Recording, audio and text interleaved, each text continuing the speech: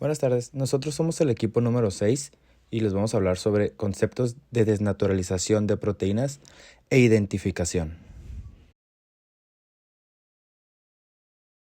La desnaturalización de proteínas es un proceso crucial en la biología molecular, donde las proteínas pierden su estructura tridimensional nativa debido a factores como el calor, cambios de pH o agentes químicos.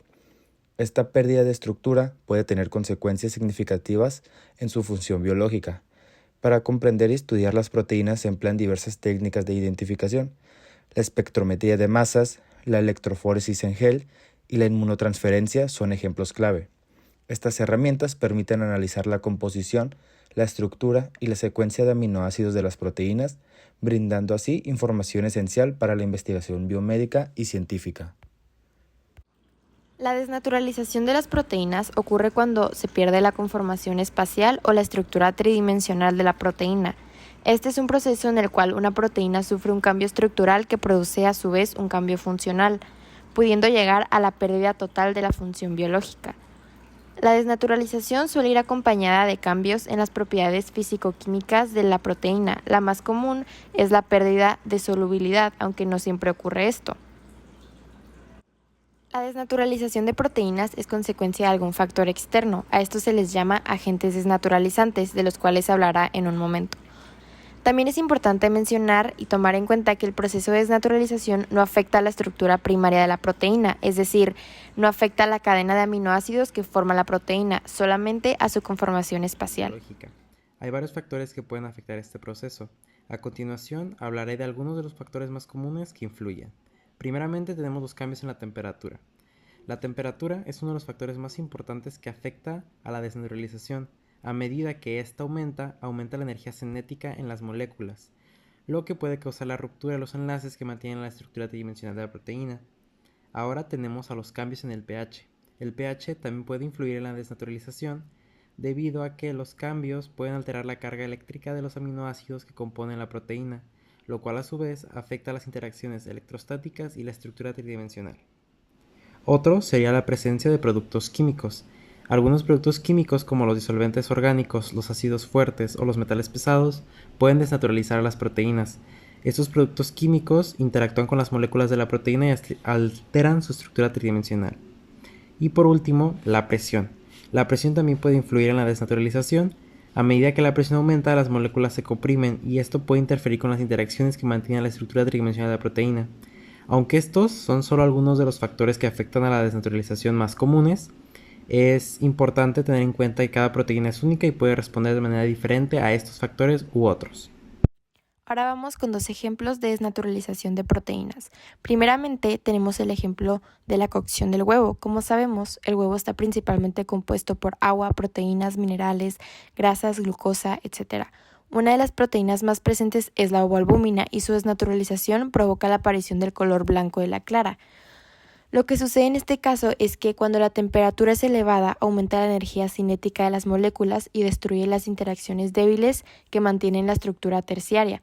Al desorganizarse y su interior hidrofóbico entrar en contacto con un medio acuoso, estas se agregan y se precipitan. El siguiente ejemplo es de la caseína de la leche al hacer suero de mantequilla. Lo que sucede en este caso es que la acidez del suero de mantequilla reacciona con el bicarbonato de sodio para producir masas suaves y esponjosas. Con esta combinación podemos hacer que la caseína se desnaturalice. Como se aprecia en la siguiente imagen, la caseína se agrupa en micelas y lo que ocasiona la pérdida de la estructura por cambios de pH es que se produce una alteración en la carga de los grupos ácidos y básicos de la proteína debido a la cantidad de protones o de grupos hidroxilo del medio acuoso donde se encuentran. Esta alteración rompe las interacciones electrostáticas, por lo tanto se deshace la estructura terciaria de la macromolécula, lo cual produce su precipitación. Ahora hablaremos sobre la renaturalización de proteínas. Este es un proceso reversible de la desnaturalización de proteínas. Pero, ¿cuándo puede ser reversible? La mayoría son irreversibles, como hervir un huevo o asar una carne. En condiciones suaves puede recuperar su estructura original al remover el agente desnaturalizante. Si se reconstruyen las condiciones compatibles con la estructura nativa, la proteína se renaturaliza. Algunas proteínas pequeñas como la ribonucleasa sí muestran un proceso de desnaturalización reversible. Aquí tenemos un ejemplo que fue comprobado en 1950 por Christian Anfinsen, quien compartió el Premio Nobel de Química. La ribonucleasa pancreática bovina, que es una enzima digestiva que degrada el ARN, se desnaturaliza cuando se trata con mercaptoetanol y urea 8. Durante este proceso, la ribonucleasa formada por un solo polipéptido con 4 puentes disulfuro se despliega por completo y pierde toda su actividad biológica. La eliminación cuidadosa de los agentes desnaturalizantes por medio de diálisis produce el repliegue correcto del polipéptido y se vuelven a formar los enlaces disulfuro. Sin embargo, no todas las proteínas que se tratan de esta manera se renaturalizan.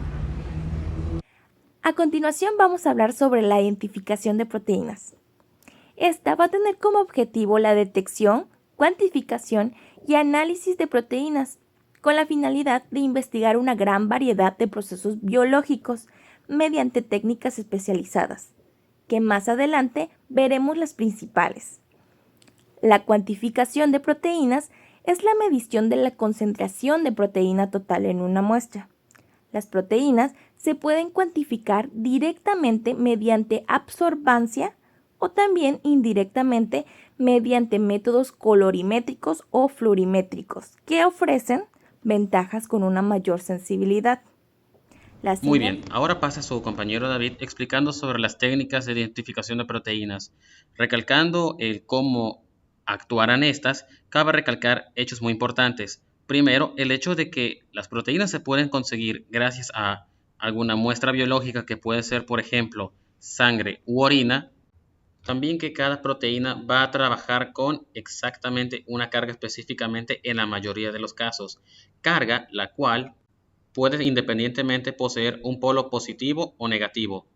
Tal puede reaccionar junto con la carga que posea alguna tinción específicamente con la que se vaya a trabajar.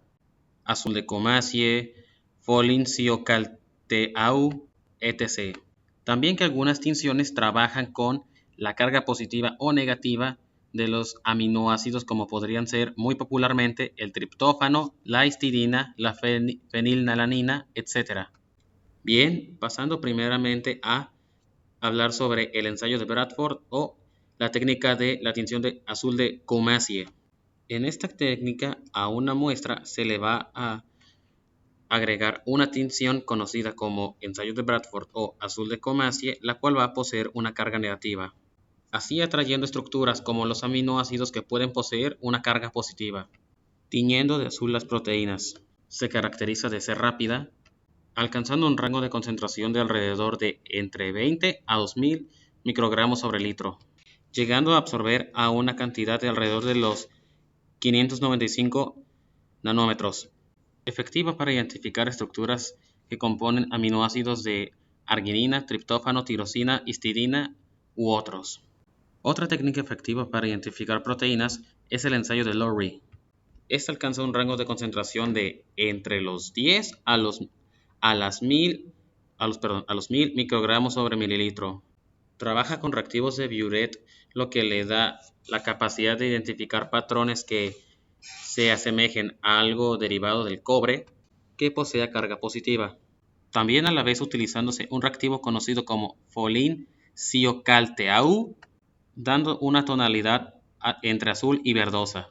El ensayo de Lowry se caracteriza porque es altamente sensible, llegando a absorber entre 650 a una escala de los 750 nanómetros. Ayuda a identificar aminoácidos como podrían ser la tirosina o el triptófano, y no es compatible con algunas estructuras como podrían ser el mercaptoetanol y los carbohidratos. Otra técnica de identificación puede ser una conocida como absorción ultravioleta. Esta no utiliza específicamente alguna tinción en particular, sino que las proteínas se pueden identificar por medio de la exposición a la luz ultravioleta, por lo cual se va a requerir de específicamente un aparato conocido como sistema puro, con el cual en un laboratorio se puede emitir esta luz, la cual se va a refractar hacia la dirección donde está la muestra.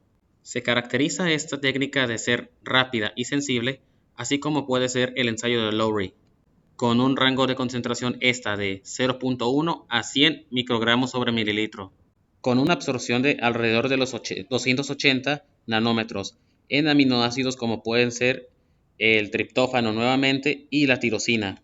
Esta es rápida y eficaz, pero esta en particular tiene el ligero contra de que no exactamente proteínas puedes identificar, sino que se pueden identificar otros compuestos como pueden ser alcoholes o ácidos nucleicos. Y bueno, estos fueron algunos ejemplos de técnicas de identificación de proteínas. Como equipo concluimos que la comprensión de la desnaturalización e identificación de proteínas es esencial para investigar y tratar enfermedades, diseñar terapias efectivas, desarrollar fármacos seguros y precisos, y también nos va a ayudar para mejorar las técnicas de diagnóstico clínico en su momento. Además, ayuda a los profesionales de la salud a comprender cómo ciertas enfermedades están relacionadas con cambios en la estructura de las proteínas, lo que puede abrir nuevas vías para el tratamiento y la prevención de enfermedades. Por ello es muy importante en nuestra área y más en un futuro.